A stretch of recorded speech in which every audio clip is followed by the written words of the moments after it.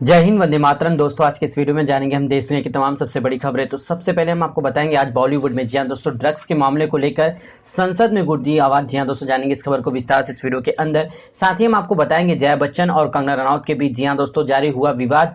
जानेंगे इस खबर को भी विस्तार से। साथ ही हम आपको ये भी बताएंगे राजनाथ सिंह ने बयान पर हमलावर कांग्रेस राहुल गांधी क्या बोले, जानेंगे इस खबर को विस्तार से। साथ ही संसद में चीन को जवाब देते हुए राजनाथ सिंह ने कहा कि हमारी सेना पूरी तरह से सक्षम है लड़ने के लिए। इस बारे में भी जानेंगे विस्तार से इस वीडियो के अंदर।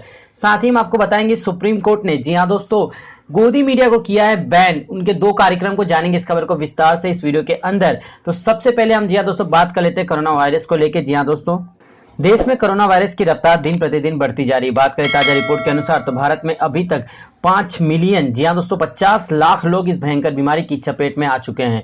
बात करें ताजा रिपोर्ट के अनुसार तो 80,776 लोग अभी तक अपनी जान इस भयंकर बीमारी की चपेट में आने से दे चुके हैं। और बात करें कोरोना वायरस के मुख्य केंद्र बिंदु तो महाराष्ट्र में यहाँ 1 मिलियन से ज्यादा लोग जो इस भयंकर बीमारी की चपेट में आ चुके हैं। देश में कोरोना वायरस की रफ्तार जिस तेजी से बढ़ रही है, आने वाले कुछ समय में, जी हां दोस्तों, भारत जो है नंबर 1 के स्थान पर भी आ सकता है, क्योंकि ऑलरेडी भारत जो है नंबर 2 के स्थान पर चल रहा है। बात करें न्यूज रिपोर्टर की, जी हां, गोदी मीडिया में आपने देखा होगा कि इन तमाम चीजों को जो है नहीं दिखाया जा रहा है। कहीं पर भी जो है कोरोना वायरस के आंकड़ों को लेकर जो है कोई भी डिबेट नहीं रखी जा रही है। सरकार किस प्रकार इस पर विफल होती जा रही है। लगातार देश में मामले बढ़ते जा रहे हैं और लॉकडाउन के बाद, जी हां दोस्तों, देश की अर्थव्यवस्था पूरी तरह से चरमरा चुकी है। भारत की जीडीपी -23% गिर चुकी है। लेकिन अभी तक प्रधानमंत्री नरेंद्र मोदी के द्वारा कोई भी जो है नई योजना का घोषणा नहीं हुआ। बात करें बिहार चुनाव को लेकर, जी हां दोस्तों, प्रधानमंत्री नरेंद्र मोदी ने कुछ नई योजनाओं की घोषणा की है। वैसे देखा जाए तो इन तमाम चीजों से बात साबित होता है कि कहीं ना कहीं बीजेपी अपने आप को जो है सत्ता में लाने के लिए इस प्रकार की योजनाओं का शुभारंभ किया जा रहा है।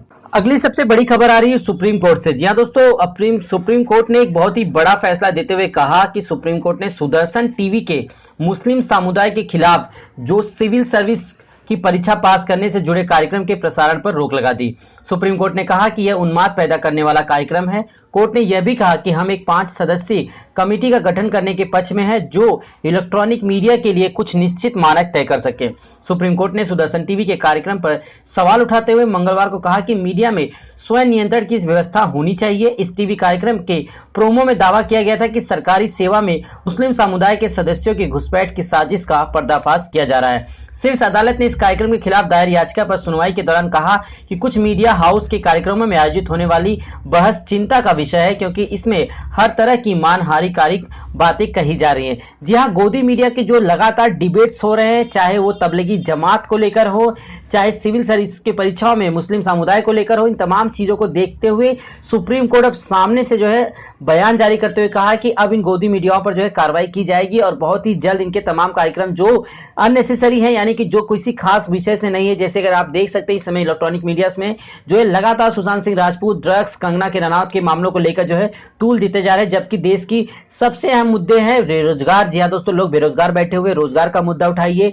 बिजली पानी के बिल की बात करें, जीडीपी नीचे गिर चुका है, उसे कैसे उठाया जाए, इस बारे में बात करना चाहिए। सरकार से कोई प्रश्न नहीं पूछा जाए। इन तमाम चीजों को जानेंगे।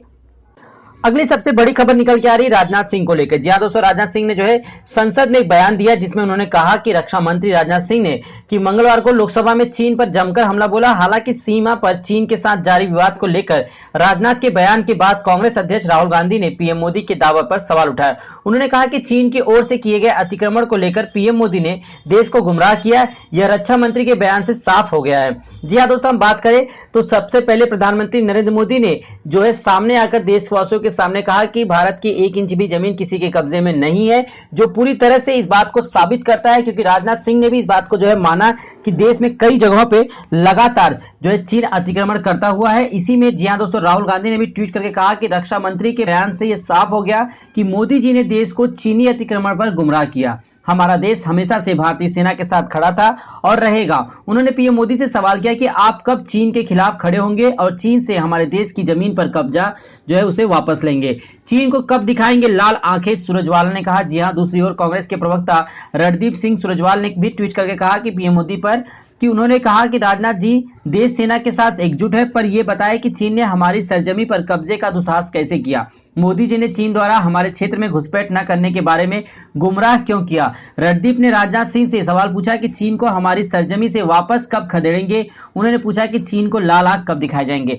लगातार प्रधानमंत्री नरेंद्र मोदी के द्वारा जी हां दोस्तों देश को गुमराह किए जाने की बात को लेकर राहुल गांधी और तमाम विपक्षी पार्टियां जो है ट्विटर हैंडल पे जो है प्रधानमंत्री को घेर रही हैं, क्योंकि प्रधानमंत्री नरेंद्र मोदी ने साफ साफ जो है देश को गुमराह किया और अभी तक गोदी मीडिया इन खबरों को सामने दिखाया नहीं जा रहा है। जी हां दोस्तों, क्योंकि बात सही साबित हो चुकी है सैटेलाइट तस्वीरों से, और अब रक्षा मंत्री ने भी साफ साफ कहा कि किस प्रकार चीनी सेना ने भारत की सरजमी पर जो है अतिक्रमण कर लिया है और अभी तक उसे बाहर नहीं खदेड़ा।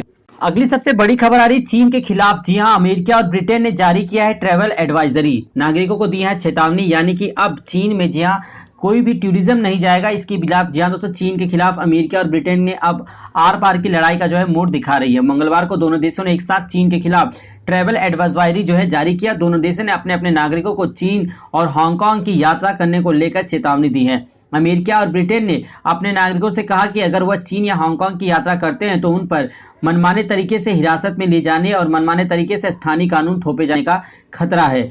चीन का ब्रिटेन और अमेरिका के बढ़ेगा तनाव। जी हां, नॉन ट्रैवल एडवाइजरी से चीन का ब्रिटेन और अमेरिका से तनाव का जो है बढ़ना तय माना जा रहा है। हाल ही में अमेरिका ने चीनी छात्र और नागरिकों के लिए वीजा नियमों का कड़ा कर दिया।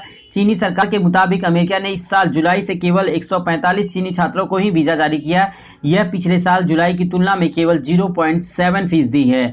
जी हां, लगातार चीन को लेकर यूरोप के कंट्री हो चाहे एशियन कंट्री हो, तमाम जगहों पे जो है चीन के खिलाफ लोगों ने जो है हल्ला बोल दिया है, क्योंकि चीन लगातार जो है फूट डालो की राजनीति करता है, अतिक्रमण की राजनीति करता है देश में। जी हां दोस्तों, इन तमाम चीजों को लेकर जो है चीन का बाइकआउट भी किया गया। भारत में तो उसके सारे ऐप्स को बैन कर दिया गया, उसके सारे कॉन्ट्रैक्ट्स को कैंसिल कर दिया गया। और चीन को लेकर जी हां दोस्तों अब प्रधानमंत्री नरेंद्र मोदी की बारी है कि कब वो सामने से कहेंगे कि अब चीन को जी हां दोस्तों अपनी सरजमी से खदेड़ा जाएगा, क्योंकि अभी भी चीन जो है हमारी सरजमी पर जो है अतिक्रमण करके बैठा हुआ है। तो चलते हम अपने अगली खबर की तरफ। अगली सबसे बड़ी खबर आ रही कोरोना वायरस को लेकर। कोरोना से लड़ाई के बीच देश लगातार अपनी स्वास्थ्य सुविधाओं में सुधार कर रहा है। अच्छी बात यह है कि देश में जहां कोरोना के एक्टिव मरीजों की संख्या 9,90,000 से ऊपर है, वहीं अब 38 लाख लोग जो है अभी तक जो है कोरोना की जो है ठीक हो चुके हैं, और इतनी बड़ी संख्या में दुनिया के किसी भी देश में कोरोना से रिकवरी रेट नहीं रहा। जी हां दोस्तों, स्वास्थ्य मंत्रालय ने मंगलवार को यह जानकारी दी। स्वास्थ्य मंत्रालय के मुताबिक अब तक देश में 5,80,00,000 से ज्यादा टेस्ट किए गए। केंद्रीय स्वास्थ्य मंत्रालय के सेक्रेटरी राजेश भूषण ने बताया कि पिछले सप्ताह हमने कुल 76 लाख टेस्ट किए गए थे। वहीं सक्रिय मामलों की संख्या में देश में कुल मामले सिर्फ 1/5 ही है, यानी कि उन्होंने कहा कि देश में 5 राज्य ऐसे हैं जिनमें देश की कुल सक्रिय मामलों के 60% मामले हैं। देश के कुल सक्रिय मामलों में से महाराष्ट्र में 29% से अधिक, आंध्र प्रदेश में लगभग 9%, कर्नाटक में लगभग 10%, उत्तर प्रदेश में 6.8% और तमिलनाडु में लगभग 4.7% हैं। तो लगातार कोरोना वायरस को लेकर जी हां दोस्तों देश के स्वास्थ्य मंत्रालय जो है आंकड़े जारी करता है। और इसी बीच जो है एक अच्छी खबर यह है कि यहाँ पर रिकवरी रेट, यानी भारत देश में जो है रिकवरी रेट बहुत ही अच्छा है, जो अपने आप में जी हां दोस्तों हम सभी के लिए बहुत एक अच्छी ऐप है, क्योंकि हमारी इम्यूनिटी जो सिस्टम है वो काफी ज्यादा मजबूत है जो है विदेशों की तरफ। जी हां दोस्तों, यूरोप से कंट्रीज अगर हम मैच करें तो हमारे भारत के देश के जितने भी नागरिक हैं, एशिया के जो लोग हैं, उनमें ज्यादा जो है इम्यूनिटी पावर होता है, जो इस भयंकर बीमारी की चपेट में आने से बचाव करता है। तो दोस्तों चलते हैं अपने अंतिम खबर की तरफ। जी हां दोस्तों, अंतिम सबसे बड़ी खबर आ रही रेल मंत्रालय को लेकर।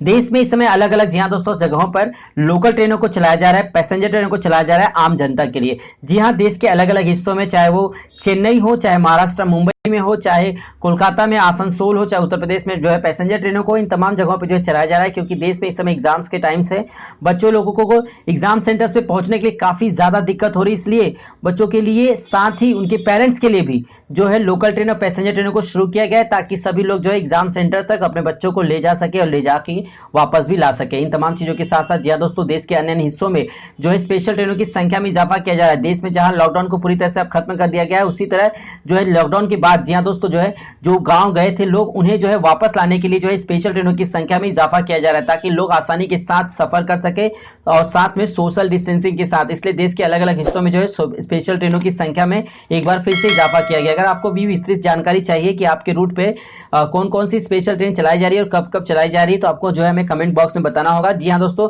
आपको कमेंट में लिखना होगा आपका नाम और उसके बाद बताना होगा कि आपको किस रूट पे जानकारी चाहिए। जैसे आपको दिल्ली से लखनऊ जाना है, या मुंबई से आपको हावड़ा जाना है, या हावड़ा से आपको त्रिवेंद्रपुरम जाना है, या हैदराबाद से आपको जो है कहीं पर भी, यानी देश से किसी भी हिस्से में आपको कहीं पर भी जाना है, तो आपको कमेंट बॉक्स में जी हाँ दोस्तों आपके रूट के बारे में बताना होगा। उसके बाद हम आपको बताएंगे आपके कमेंट बॉक्स में कि आपके रूट पे कौन कौन सी स्पेशल ट्रेनें चलाई जा रही हैं। तो दोस्तों उम्मीद करता हूँ आज का वीडियो आपको पसंद आया हो, तो वीडियो को लाइक और चैनल को सब्सक्राइब करना ना भूले। धन्यवाद दोस्तों।